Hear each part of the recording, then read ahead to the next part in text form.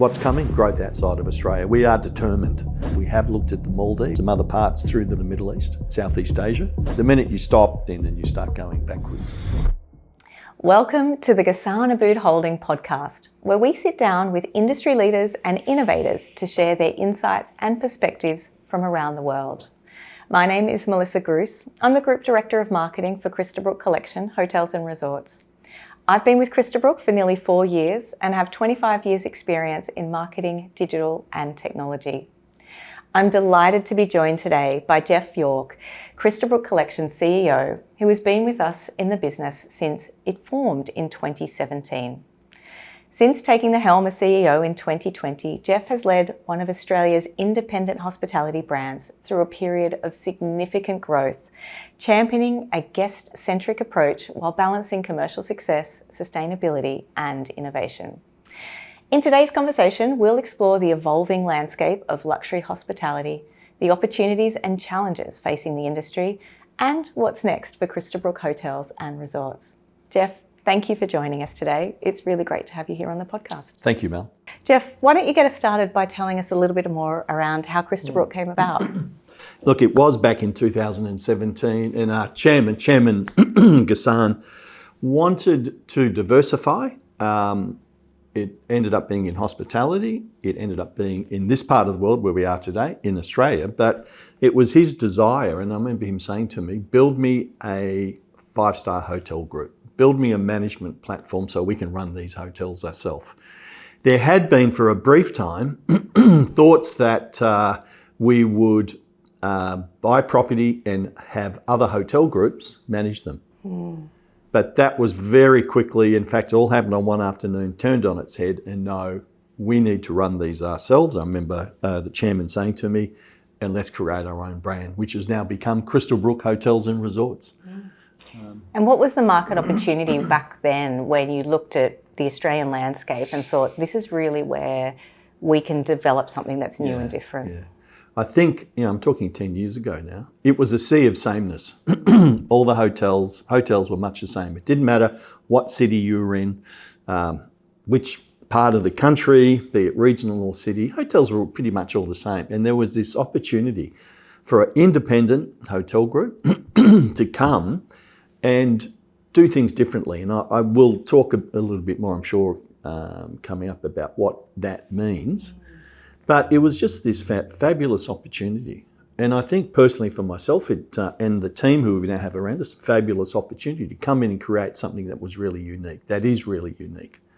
And unique's actually quite interesting. We're here in the suite at one of our hotels in Surrey Hills, Crystalbrook Albion, and where each room's designed differently, and it's something that feels quite of place and something where you're staying here, you get a sense of Sydney and something about it. So why don't you talk to us, I guess, how each of the hotels are unique and what makes them unique?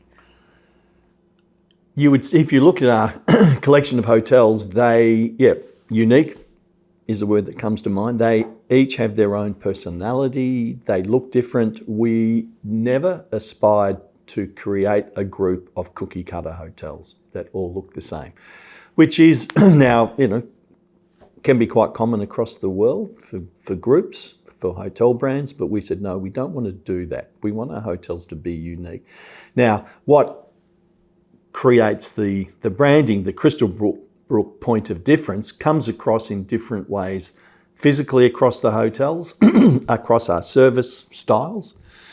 It comes across, but I think in particular by a term that I phrased very early on in our brand development called responsible luxury. How do we enhance, not compromise the guest experience through bringing a level of sustainability into the hotel experience? And that was something that was not at all done well. There were a couple of exceptions, but in general was not at all a focus for the hospitality industry, I think here or overseas. And the timing was just right for us to do that. And I think it's when you combine what the guests are interested in and what's happening out in the world with delivering them a product, all of a sudden now you have a group of hotels that seem ahead of the curve in the way in which they're leaning into sustainability, they're leaning into rethinking guest experiences. I mean, one thing I recall you talking about was the small little bottles that used to be in every single bathroom no longer is there. We just go for the big pump packs and we're saving hundreds of Millions. thousands. I think it's currently, we have saved going into landfill millions of those little 30 ml bottles of shampoo or conditioner or body wash or whatever it is, and I was determined we weren't going to be doing that. Yeah, that was just one measure that we undertook, but we had a real focus on removing single-use plastics out of our business, which was widespread by others. Yeah.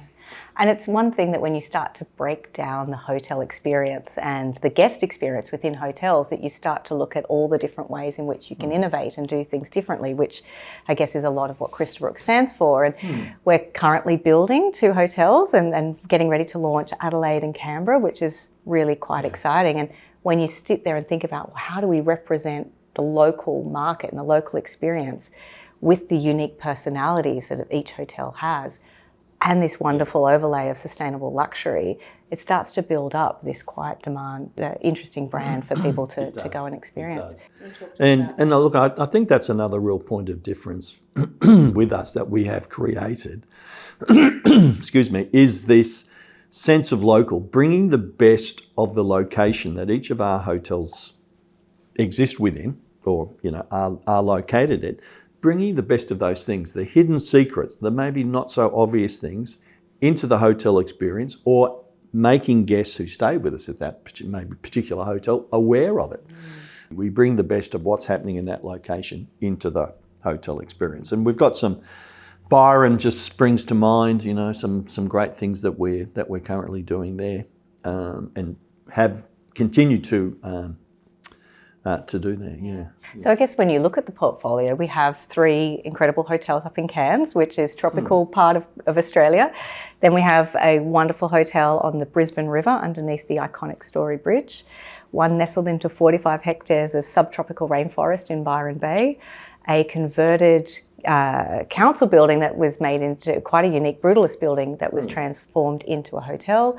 We have this beautiful boutique place in Surrey Hills, and we're on the cusp of developing one in the Rocks, Canberra, and also Adelaide. So when you think of that as a portfolio, it's quite a growth trajectory to have happened in that 10 years. When you factor in COVID as part of it, how did you build the company like that?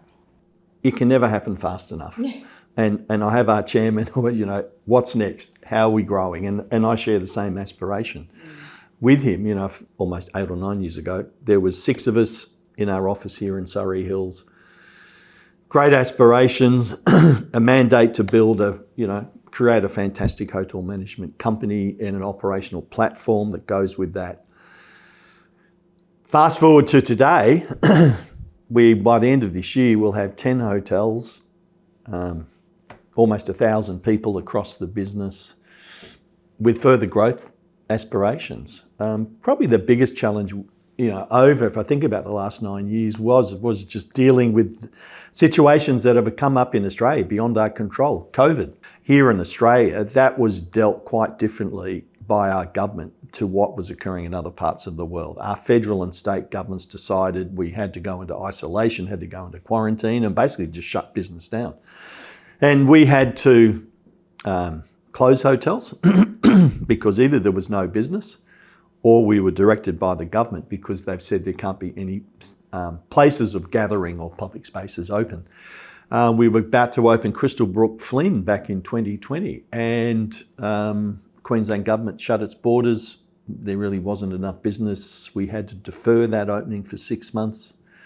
And then we did, eventually we were able to open it and get things underway, but we just had to constantly pivot, and what was the right thing to do. There was, to use a term, no sacred cows in the business, stuff that we wouldn't have done before or wouldn't do now. We just had to be open. Maybe we've got to do this, whatever that was, to get through this COVID period. And of course, now we're dealing with other events more recently that have impacted this part of the world. But, we're coming through that. I think the big thing for me, and what has assisted in general, and this was in Australia, but also everywhere, as humans, we have an intrinsic desire to travel. International tourists couldn't come to Australia because our international borders were closed. It was very difficult, but the key takeaway and what we have learned and continue to see, people just want to travel. They want to experience new things. And I think that's what we offer in our hotels is come and stay with us and you will experience new things. We, as I said earlier, bring you the best of a location into the hotel experience, things you wouldn't know. And our teams are educated about what are the great things here and let's tell the guests about them. It's interesting when you talk about the challenges from the guest side around travel, in particular across COVID and more recently as well. It, on the flip side, opens up a strategic opportunity for growth. And one thing that I noticed over the years were the company was investing in areas like acquiring hotels at a time where there was such uncertainty because of that strategic vision and that belief in the industry and that people do love to travel. It's going to come back. So It will. I think Crystalbrook Vincent, it was, what was now Crystalbrook Vincent was a classic example. It quietly came on the market for sale in the middle of COVID. I knew the hotel. It was had only just recently opened and then had to close because of COVID. And fantastic hotel, amazing location in Brisbane. And through the support of the chairman, we were able to negotiate. It took several months. People were distracted by COVID and worried it was never going to end. And I just knew this will end. This hotel will flourish once borders open. And of course they have. And it continues to do spectacular levels of business there. So there were opportunities as well that came out of the COVID era. That helped us with the growth. And how do you see the guest experience and also what guests are looking for changing going forward into the future? Experiences. They want to go to a place. They want to be presented with not just a bed in a restaurant, but an opportunity to experience new things. Experiences are now really key. Wellness, another big factor of a stay. We early on developed our own wellness and day spa brand, LMA. We have two of those in Cairns, one at Crystalbrook Riley, one at Flynn. In Byron Bay, we have an LMA day spa. And we have we have two coming, one in Adelaide at Crystalbrook Sam and one in Canberra at Crystalbrook Aurora. We'll also have a day spa. So we'll have 5, but that's because we're responding to a need from people. They go away, they want to relax. They want a facility where they can do that. It's a destination in a way as well. It's not just yeah, absolutely. It From a hospitality point of view, our staff are key so much to bringing this all to life. What do you feel makes a great team and how do you go about encouraging that? It is all about the people. We are in a hospitality business. Our success relies on how we provide leadership and support our teams. They are key to what we do. And I think also what's key is that everyone, from the most junior person in a hotel or the most junior service provider, understands their roles. They understand why they are there and how they can make a difference. Because quite often I will sit down with team members, I'll meet new people as they're coming into the business in a hotel. If I'm visiting at the time, I always go along. Our inductions, we bring new people into the business, and I'll ask this sort of question, how do you think you can make a difference? And someone who's a housekeeper or room cleaner or works in the kitchen washing dishes say, I can't make a difference. I'm back of house. And I talk them through, you can. In fact, you can make an incredibly positive difference to someone's stay. And we sort of talk about that and their role. Talk about the role of a receptionist in one of our hotel front desks. Really, what's their role about? And they will say to me, look, I've got to check people in and, do things on the computer and give them a room key. And I'll say, that's the mechanics of your role, no doubt. But what is your role really about? And we'll workshop that. And what their role is really about is to reinforce to that guest standing in front of them, they have made the right choice. You have chosen wisely to spend your money with us. You are going to have a great stay with us whilst you're here in this hotel. That's what their role is really about. Reinforce that guest's decision, their spending decision to come to us. Yeah. And go that extra mile as well around the hearing why they're there, looking for opportunities to extend their experience to make it quite memorable over and above a functional stay. But look, this never comes easy. It's one of the critical parts of our business is the people. You've got to get the people. It starts at the leadership. It starts with our general managers. It starts with their leadership teams underneath them, and really how they support their frontline teams. You know, it's the critical part. What makes a difference, and it's what makes the difference between a good and great anything, but a good and great hotel. Consistency, delivering all the time, and where you maybe at times don't get it quite right, everyone knows what they've got to do, what the follow-up with the guest is. You know, how do we recover from a situation? And we care. And I suppose caring talks to passion, it talks to pride. You know, the very successful hotels are ones where, everyone understands their roles. It's reinforced. Service behaviours are reinforced. People are rewarded appropriately. And there's a sense of pride just builds within that organisation, within that hotel. It's just critical. Fundamentally our business is about people and connecting. And I think it's making sure our people, be they in our executive leadership team here in Sydney or out in the hotels, they understand how our customers are observing us. They have insights into how guests travel through a hotel from when they check in and when they move around the hotel over the course of their stay, be it 1 day or 2 days or 3 days. There's little touch points, be it from check-in, the walk to the room, walk to their room, it's inside the room, it's as they walk around a hotel, they encounter people, our team. They go to restaurants or bars within our hotels. There's just got to be little touch points, little bits of amazement or surprise, pleasant surprise for those guests as they go around the hotel. And the simple things, which quite often get overlooked, is just acknowledgement and a smile from our team members. If I think the time where I get a phone call or an email or a message from a guest who stayed with us, what do they say? Oh, look, I just love the stay in the hotel. Your people are fantastic. They acknowledged me. They smiled at me. They made us feel special.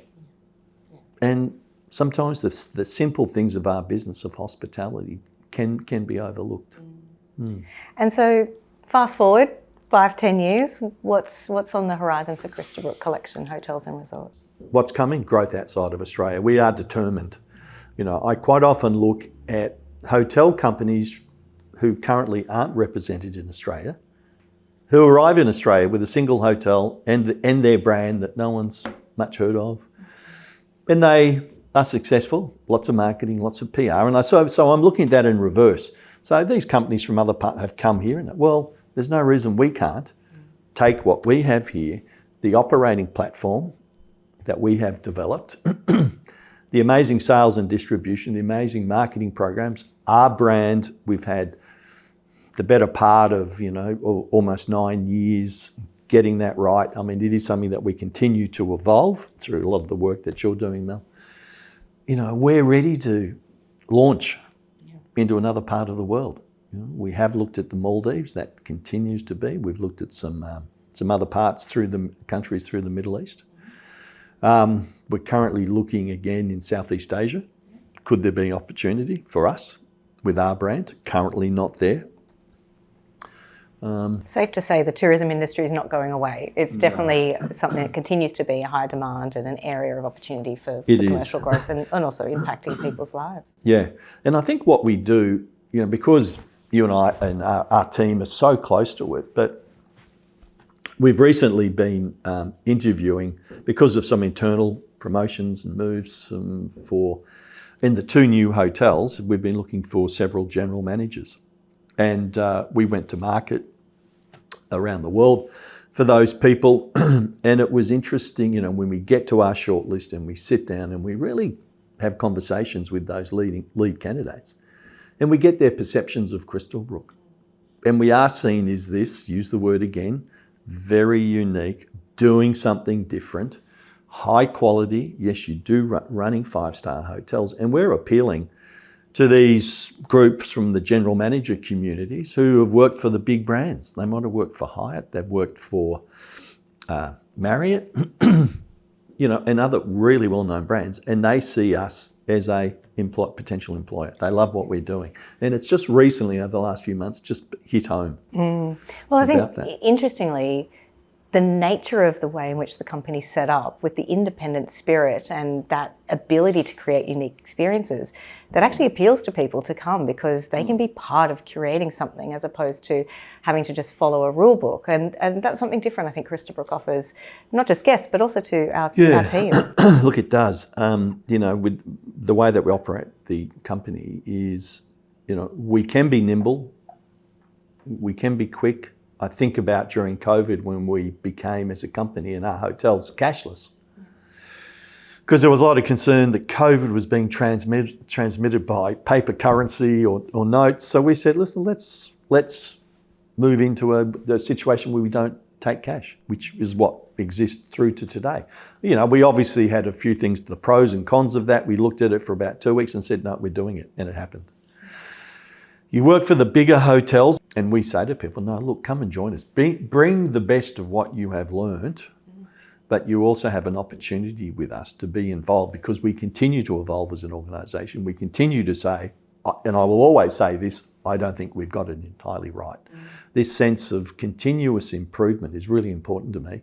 The minute you stop that and you say, no, everything's perfect, don't touch it, is where the rot sits in and you start going backwards. I've never, ever believed that in my life. And that's my philosophy and sort of permeates in different ways through the company here with Crystalbrook.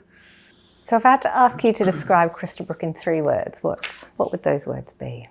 Exciting, unique, dynamic, highly desirable. There's 4. There's 4. It's too many to use. Yeah, it is. It's really, Crystalbrook's a great company, a great hospitality company. We've had our challenges, but we continue to move forward. I love when I visit our hotels, I typically will have a session called Unlocking Wonder with Geoff. I didn't call it that title, but it's where I sit down with a group of frontline employees, team members, up to about 12. It's a fairly casual session, but with an organised format and agenda. And I have just me with them, no managers, and we just talk about what they like working for us. How did they come into, how were they inducted into the company? Was that good? What do they love about working for us? What do they think we could make life easier for them? Do we put too many procedures or hurdles in front of them as they're trying to deliver great customer service? And I love those sessions and the things I've learnt and then shared with our senior leadership team. But you sit down with a group of people like I do on a regular basis, just different frontline employees from a hotel. You learn a lot. You give them that voice, isn't it? Because they're passionate. They're really committed to delivering that guest experience. They want change. They want things to happen. Yeah, they do. Our teams are fantastic. What I want AI to be able to do, allow our team members to spend more time with our customers. One part stops moving, the whole thing stops. We are going to break the boundaries of Australia.